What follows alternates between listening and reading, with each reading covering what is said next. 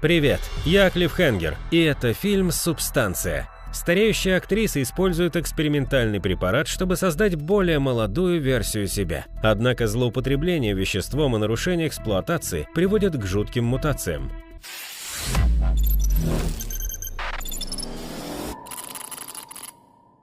Фильм начинается с рецепта высокой кулинарии. В яичный желток шприцем вводят некую субстанцию, после чего от него отпочковывается второй желток, наконец-то делая нормальную яичницу-глазунью. Сразу после этого на Голливудской аллее славы рабочие закладывают звезду имени актрисы Элизабет Спаркл. После открытия на мемориале фотографируются фанаты, но со временем плитка трескается, а прохожие перестают обращать внимание, разве что упавший бургер поднимут. Сама постаревшая Элизабет, чтобы нивелировать опосредованное влияние фастфуда, ведет на телевидении аэробик-шоу, мотивируя зрительниц двигать телесами. После съемок в свой юбилейный 50-й день рождения она сталкивается с предметом искусства «Туалет не работает», и не разобравшись, инсталляция это или предупреждение, идет делать перформанс в соседней мужской писсуарий. Будучи в кабинке, Элизабет случайно подслушивает телефонный разговор продюсера Харви, который мечтает заменить ее на молоденькую старлетку. Позже, обсуждая с Харви свое увольнение за обедом, женщина замечает муху в бокале вина, метафорическую себя, увязшую в сладкой жизни, но не понимающей, что ей уже конец. По дороге домой, заглядевшись, как рабочие срывают рекламный плакат с ее лицом, Элизабет попадает в аварию. Несмотря на то, что она легко отделалась, в больнице женщина рыдает от бессилия. Молодой ординатор со странным родовым пятном, осмотрев ее напоследок, отпускает пациентку, подкинув в карман пальто флешку с запиской. На выходе она встречает бывшего одноклассника Фреда, который приглашает ее выпить и вручает номер телефона на бланке из-под анализов, предварительно уронив его в лужу. Дома Элизабет смотрит видео с флешки, где рассказывается про инъекцию некой субстанции, которая якобы создаст клон из ее ДНК, в теле которого она сможет проводить каждую вторую неделю.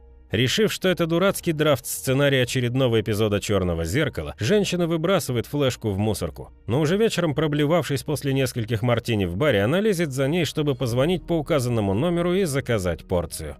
Похмельным утром ей приходит почтой номер заказа, который нужно забрать по названному ранее адресу. Как и положено барыгам нелегальной фармой, точка располагается в каком-то гаражном гетто. Приоткрыв присланным ключом дверь, звезда на карачках пробирается внутрь. Она находит безлюдное помещение, где только логотипа корпорации «Зонтик» на стене не хватает. Забрав посылку из ящика со своим номером, Элизабет возвращается домой. Внутри коробки находятся девайсы для активации субстанций, пища для молодой версии женщины и для оригинальной матрицы.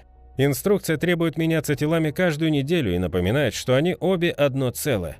Изучив материалы, Элизабет идет в ванную ширяться, но после укола скептически кривится перед зеркалом, прежде чем ее начинает штырить. Лежа на кафельном полу, ее корежит до раздвоения зрачков и отпочковывания нового тела через позвоночник.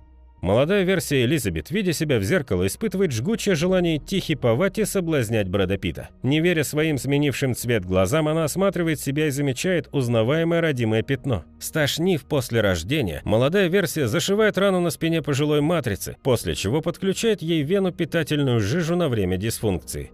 Утром после душа у молодой версии от звуков собственного голоса идет кровь из носа, напоминая, что нужно каждый день стабилизироваться за счет спинномозговой жидкости матрицы. Молодая версия вынуждена откачать ону и вколоть дневную дозу.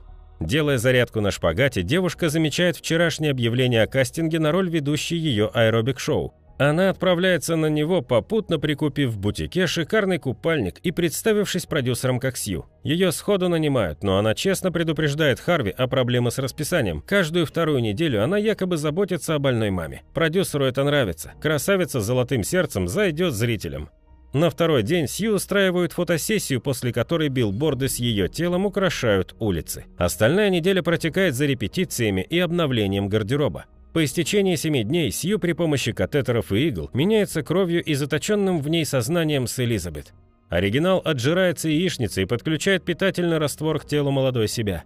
Наведавшись на студию, где Харви вручает ей оставленные вещи и прощальный подарок, Элизабет составляет расписание смен со Сью. Затем тянется томительное ожидание уведомления о том, что новый набор доставлен в ячейку. Забрав посылку, женщина монотонно ждет, когда вновь настанет время молодости. Сью, придя в себя, замыслила ремонт, предварительно простучав пустоты в квартире. Шум от инструментов привлекает внимание соседа Оливера, недовольство которого быстро скукоживается под обаянием Сью. Соорудив потайную комнату, молодая версия прячет в ней матрицу, попутно запихнув туда же картину, напоминающую о ней. После этого Сью отправляется на съемки своего нового шоу, который проходит с успехом. Продюсер Харви не устает хвалить юное дарование. В последний день недели Сью отправляется тусить, но задерживается в объятиях юного кавалера слишком долго. У Элизабет заканчивается питание. Это сказывается на молодой версии носовым кровотечением. Не желая прерывать похоть и разврат, девушка бежит в потайную комнату, где, вопреки четким инструкциям, делает забор спинномозговой жидкости и продлевает стабилизацию на 8-й день, что оборачивается вываливающимися кусками мяса прямо во время обнимашек. Но это оказывается лишь кошмарный сон очнувшейся Элизабет. Впрочем, в квартире ее ждет зрелище похуже – следы вчерашнего порока, которые предстоит убирать. В процессе анализа масштаба трагедии женщина замечает почерневший палец, будто Netflix пытается ее экранизировать. Попытка отмыть старческую скукоженность ни к чему не приводит, но дедуктивный метод и анализ улик раскрывают суть происходящего. Сью злоупотребила своим временем. Элизабет звонит по номеру, чтобы исправить старческие изменения, но там вежливо намекает, что обе женщины по сути один человек, и злоупотребление субстанции не только необратимо сказывается на них, но и целиком и полностью висит на их совести. Недовольная произошедшим Элизабет убирает квартиру, когда замечает по телеку шоу Сью. Следом в дверь стучит сосед с предложением зайти на рюмку чая. Тем не менее, Элизабет стыдливо идет за следующей дозой, озираясь по дороге как наркоман-закладчик. Зайдя в кафе, она встречает какого-то старика, который говорит, что с каждым разом все сложнее ждать неделю.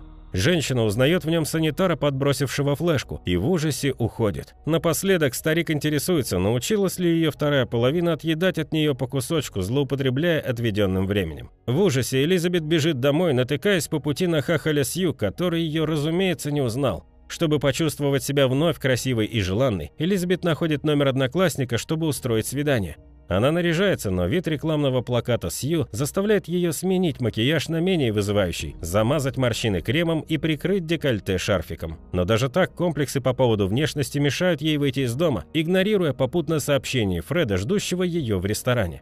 Вместо этого она залезает в холодильник за порцией вкусняшек. Обжираловка приводит к тому, что у Сью во время съемок на ягодице вскакивает непонятный жировой отросток. Прервав съемку, она удаляется в гримерку, где протискивает отложенное к пупку, чтобы достать. Им оказывается целая куриная ножка, но это лишь кошмар проснувшейся Сью. Однако в гостиной она замечает следы гастрономической оргии Элизабет. Это непременно скажется и на ее молодой фигуре.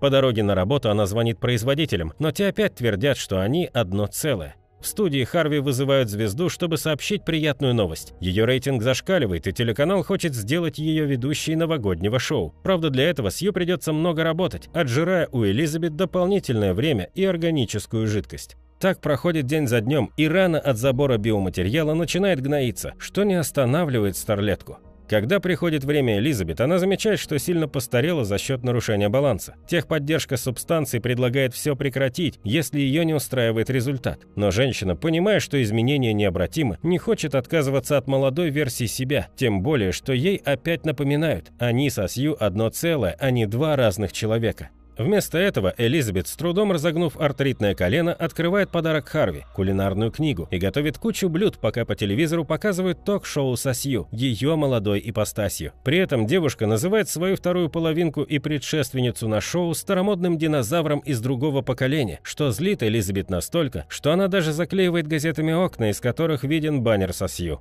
Ответная реакция не заставляет себя ждать. Обнаружив квартиру, засранную следами кулинарных изысков, Сью приходит в ярость. Она выкачивает из Элизабет жидкость с запасом, чтобы как можно дольше не осуществлять обмен телами. Так проходят 3 месяца, после которых она является ведущей новогоднего шоу. За день до съемок Сью замечает, что стабилизирующая жидкость Элизабет немного испорчена. Техподдержка советует запустить процесс замены разумов для секреции оной, но та не хочет. Однако без стабилизации молодой версии становится физически плохо. Из последних сил она ползет в ванную, чтобы запустить процесс и разбудить Элизабет, которая из-за нарушения баланса выглядит так, будто готова провести 2 хоббитов тайными тропами к Ародруину. Пикантности ситуации добавляет голожопый хахаль Сью, стучащийся в дверь. Элизабет едва удается прогнать его хриплым старческим голосом. Перетащив свою прелесть в виде портрета на законное место, Элизабет звонит в техподдержку, чтобы сказать, что хочет прекратить опыт. На следующий день, когда финальный набор доставляют в ячейку, она наряжается бабушкой и идет по адресу. Забрав посылку и вернувшись, Элизабет готова воткнуть шприц в грудь Сью, когда в голове звучит голос с напоминанием, что после этого шага она останется одна.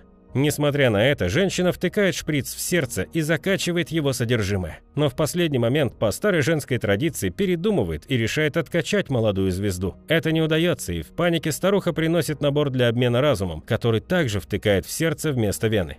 Это приводит к любопытному результату. Обе версии остаются на ногах, удивленно пялясь друг на друга и попирая напоминание барыги о том, что они одно целое. Заметив шприц уничтожения, Сью бросается на Элизабет и швыряет ее на стену. Та в ответ бьет девушку вазой по башке, после чего запирается в ванной после непродолжительной погони. Вышибив дверь, Сью продолжает избиение матрицы. Раненая старуха из последних сил уползает прочь, но молодая версия косплеит царя Леонида, отправляя ее с ноги в короткий, но запоминающийся полет.